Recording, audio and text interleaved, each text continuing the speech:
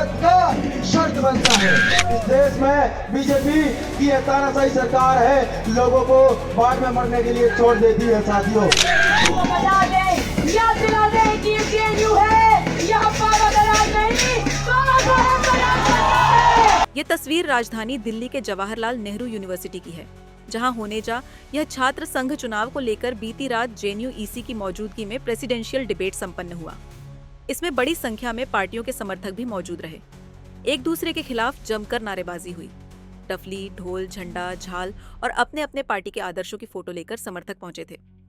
की जनता ने उन्होंने एक दुश्मन चलाया और फिर आजादी के आंदोलन के ये गद्दार तो दंगे का कारोबार कर सामने आते हैं, तो हम देखते हैं कि किस तरीके से तमाम मुसलमान अफराद से लेकर पहलुगान से लेकर शाहजेब को भी नफरत की भीड़ के हाथों सौंप दिया जाता है।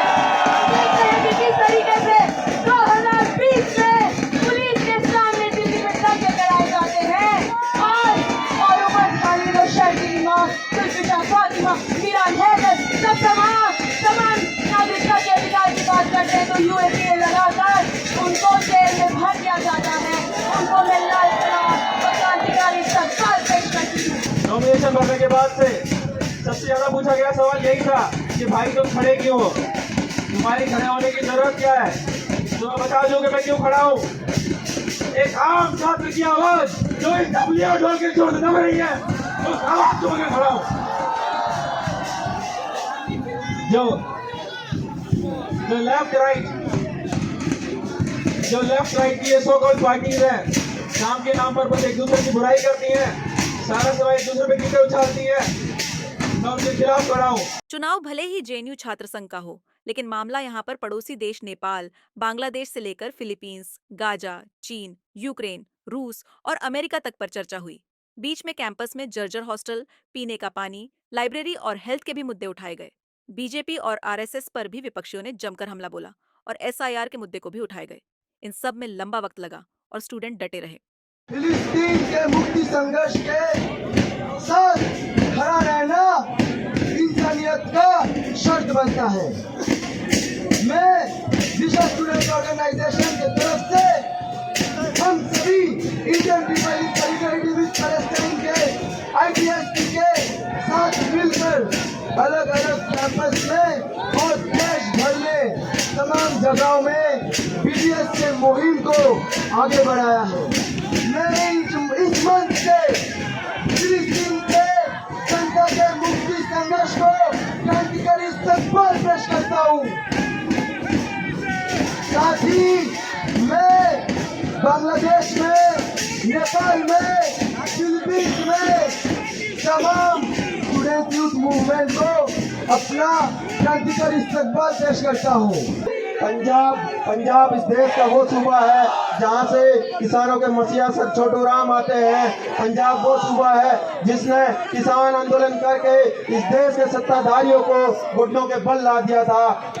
पंजाब वो सूबा है जो पूरे देश को अनाज देता है, पूरे देश का पेट अनाज से भरता है। लेकिन साथियों, जब पंजाब में बाढ़ आती है, इस देश के हुक्मरानों पर जो नहीं रहती है, पंजाब की जनता को उस बाढ़ में मरने के लिए छोड़ दिया जाता है इस देश की सत्ता द्वारा।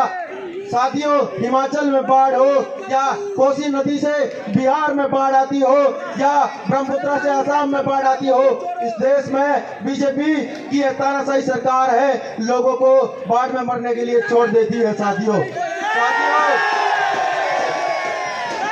साथियों, बीजेपी की इस मनुवादी और तानाशाही सरकार में जिस तरह से दलितों पर लगातार हमले बढ़ रहे हैं, हरियाणा काडर के आईपीएस ऑफिसर पूरन कुमार जातीय उत्पीड़न के चलते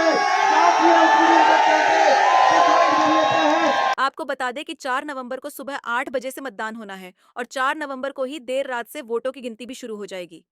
आज 3 नवंबर को कोई प्रचार नहीं होना है, इसलिए 2 नवंबर प्रचार का अंतिम दिन था अपनी बात रखने के लिए।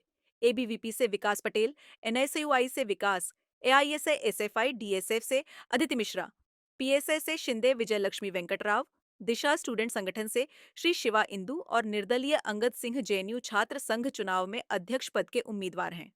मिलता है प्रेसिडेंशियल सीट। इस देश का, डेमोक्रेसी का इस कैंपस में हनन है, लेकिन जेएनयू के डेमोक्रेटिक स्पेस का ये हिस्सा है कि ऐसे गुंडों को भी ये कैंपस स्पेस देता है। दूसरे के लिए फाइन खाया, सब मेरे साथ इस कैंपस का एक छात्र एक रुपए देके हजारों की संख्या में मेरे कोर्ट की लड़ाई में मेरा साथ देता है। अगर यहाँ पे बच्चा है तो आज इस दिन आपको याद करना होगा कि किस प्रकार 1975 में इस देश में आपातकाल लगाया जाता है और उस आपातकाल के आज 50 वर्ष पूरे हो रहे हैं। आज वो आपातकाल इस देश के लोकतंत्र पे एक काला धब्बा है और वो काला धब्बा के बारे में बात करना इसलिए जरूरी हो जाता है क्योंकि इस कैंपस में इस बात की जरूरत है, उसने अपना साथ दिया था, उसको समर्थन दिया था।